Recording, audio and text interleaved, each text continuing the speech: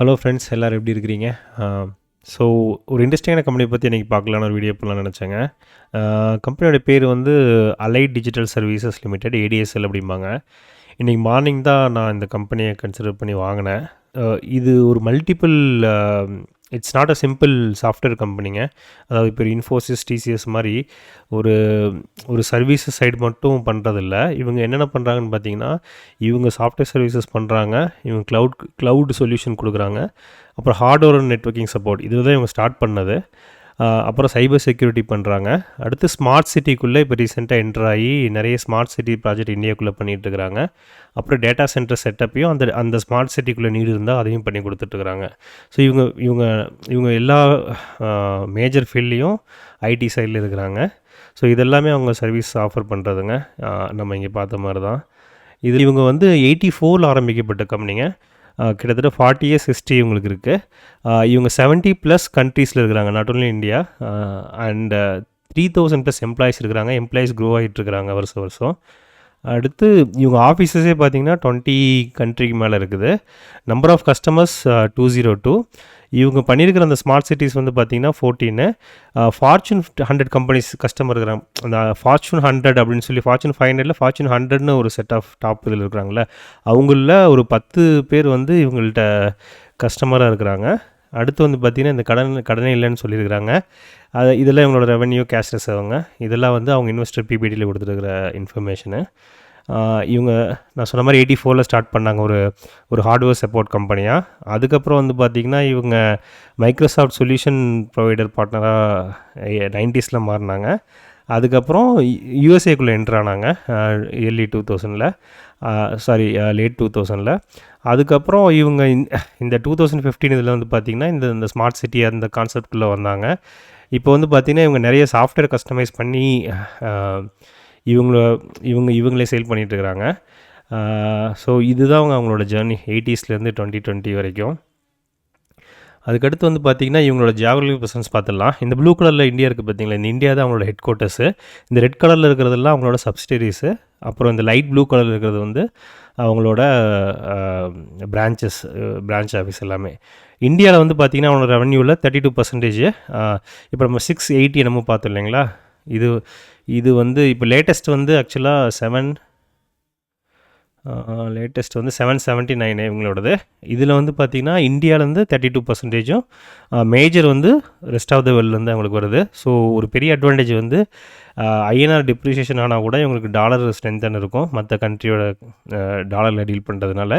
இந்தியாவில் இருக்கிற இவங்களோட டெவலப்மெண்ட் சென்டர்ஸுங்க இதெல்லாம். இவங்க நியூ ஆர்டர்ஸ் நிறைய வின் பண்ணியிருந்தாங்க. இதாங்க இதில் வந்து பார்த்திங்கன்னா ஒரு பெரிய இன்வெஸ்ட்மெண்ட் பேங்க் அமெரிக்காவில் இருக்கிறதுக்கு வந்து அவங்க குளோபலாக சப்போர்ட் பண்ண போகிறாங்க.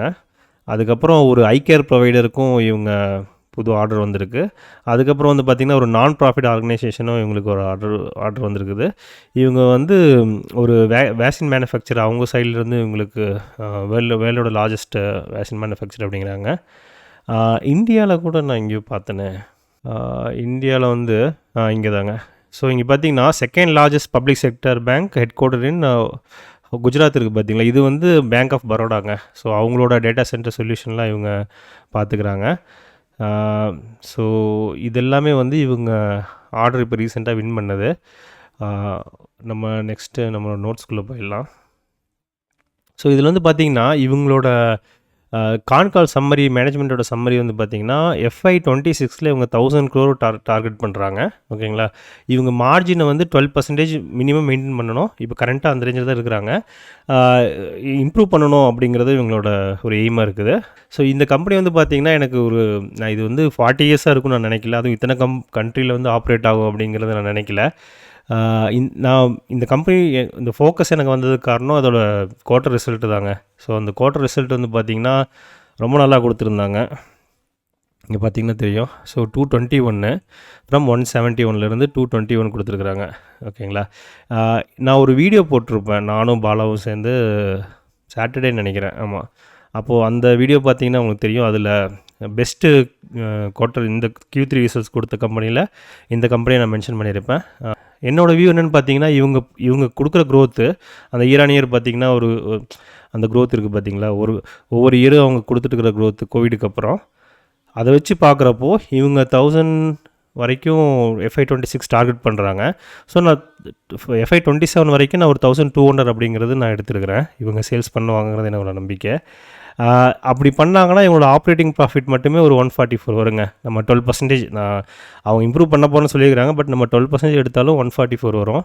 அப்போ உங்களுக்கு EPS வந்து 16 கிடைக்கும். ஸோ உங்களுக்கு EPS 16 கிடச்சிச்சு அப்படின்னா என்னோடய கால்குலேஷன் பிரகாரம் இது 480 to 600 வரைக்கும் டச் ஆகும். டிபெண்ட்ஸ் ஆன் PE, நம்ம எந்த அளவுக்கு PE கொடுக்க போகிறாங்கிறத பொறுத்து. நான் ஒரு 30 to 40 அந்த ரேஞ்சில் PE எடுத்தேன். ஸோ நீங்கள் ஸ்டடி பண்ணிவிட்டு உங்களோட ஓன் டிசிஷனை நீங்கள் எடுங்க. இது வந்து ஒரு எஜுகேஷனல் பர்பஸ்க்காக தான் உங்களுக்கு சொல்கிறேன். நான் வந்து என்ன அந்த கம்பெனியில் ஸ்டடி பண்ணேன், எனக்கு என்ன பிடிச்சிருந்துச்சி, அப்படி என்ன ஆப்டிமிஸ்ட்டாக இருக்கிறாங்க மேனேஜ்மெண்ட்டு, அதை பார்த்துட்டு அவங்களோட ஃபுல் PPT நான் தரவாக படிச்சுட்டு தான் இந்த கால் நான் எடுத்தேன். ஸோ நீங்களும் ஃபுல்லாக தரவாக ஸ்டடி பண்ணுங்கள். இவங்க டிவிடெண்ட் ஈல்டும் கொடுத்துட்ருக்குறாங்க. அதுக்கப்புறம் ஷேர் ஹோல்டிங் பேட்டர்னும் நல்லாயிருக்கு. இவங்க எம்ப்ளாயீஸுக்கு ESOP பண்ணியிருக்கிறாங்க. அதாவது இவங்க ஷேரையே வந்து கம்பெனியோட ஷேரவே இவங்களுக்கு போனஸாகவும் கொடுத்துருக்குறாங்க. ஸோ அதை வச்சு பார்க்குறப்போ வந்து எனக்கு ஒரு இம்ப்ரெசிவான கம்பெனியாக தெரிஞ்சுது. இவங்க டிவிடெண்ட் ஈல்ட் கொடுக்கக்கூடிய கம்பெனியாகவும் இருக்கிறாங்க. அது ஒரு பாசிட்டிவான விஷயம். ஏன்னா கேஷ் ஃப்ளோ வந்து உங்கள்கிட்ட நல்லா இருக்குது. அகைன் இது வந்து ஒரு இன்ஃபர்மேஷன் பர்பஸ்க்காக மட்டும்தான். நீங்கள் ஃபுல்லாக ஸ்டடி பண்ணுங்கள். அவங்களோட மேனேஜ்மெண்ட்டோட கான்காலில் போய் படிங்க, PPT படிங்க. படிச்சுட்டு நீங்கள் ஒரு டிசிஷன் எடுங்க. உங்களுக்கு இந்த கம்பெனி எப்படி போகும் ஃப்யூச்சரில் அப்படிங்கிறத அந்த டிசிஷனை நீங்களே எடுங்க ஓனா. ஸோ இந்த இன்ஃபர்மேஷன் உங்களுக்கு யூஸ்ஃபுல்லாக இருந்துச்சுன்னா சேனலை சப்ஸ்கிரைப் பண்ணி சப்போர்ட் பண்ணுங்கள். ஏதாவது டவுட் இருந்தாலும் கமெண்ட்டில் கேளுங்கள். தேங்க்ஸ் ஃபார் வாட்சிங். நான் இன்னொரு வீடியோவில் உங்களை சந்திக்கிறேன். பை.